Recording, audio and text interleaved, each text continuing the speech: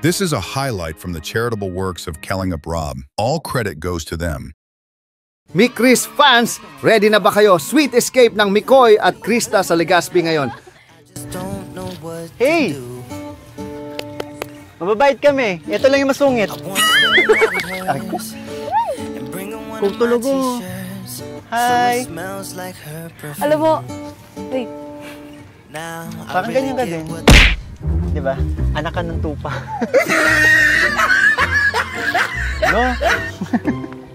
Ikaw, sinisira mo yung mood ko. Ganda-ganda ng mood ko dito sa Legazpi. Alam mo naman, first time ko, tapos sinisira.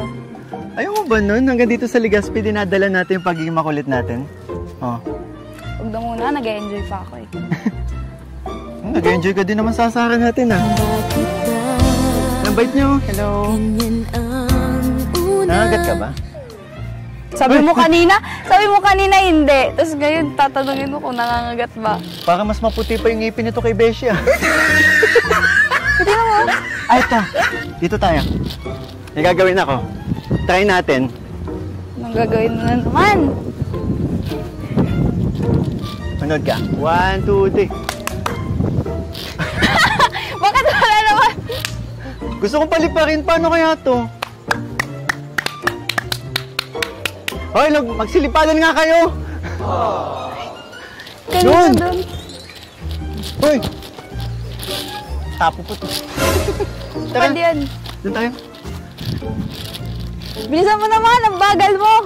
Ganyan ba talaga pag tumatanda na mabagal na Pasaway ka, busog talaga. Kakakain lang natin to yan. Hindi, sabihin mo, tumatanda ka na. Marami lang kain ko. Nahihirapan ka ng tumakbo. Saka na! Uy, yan tayo. Pagod. Ilang taon ka na ulit? Meron sa'yo, di ba? Hanggang dito ba naman? Tinatanong lang kita. Wala naman sa mga sinabi ko. Concern lang naman ako kasi ang bagal mo kasi tumakbo. Busog, di ba? Ang dami ko nakain kanina. Grabe, ganda dito. Kaya nga. Sayang, no? Hindi kita yung buong mayon. Kaya nga sayang. Yung mga puno, pero yun. Tsaka maulap. Alam mo ba? Kapag hindi... Kasi ako ilang beses naman nakapunta dito.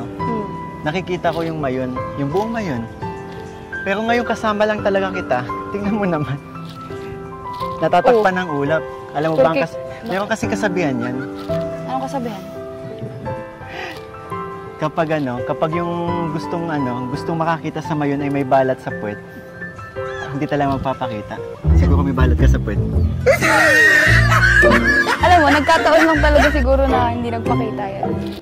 Sweeters, Mick Chris, banding na puno ng kilig. Mapapanood ng buo kay Kellingap Rob Vlog.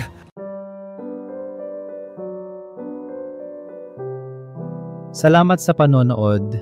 Kung na-inspire ka sa kwento ngayon, huwag kalimutang mag-like, comment at subscribe para sa susunod na video. Kita-kits!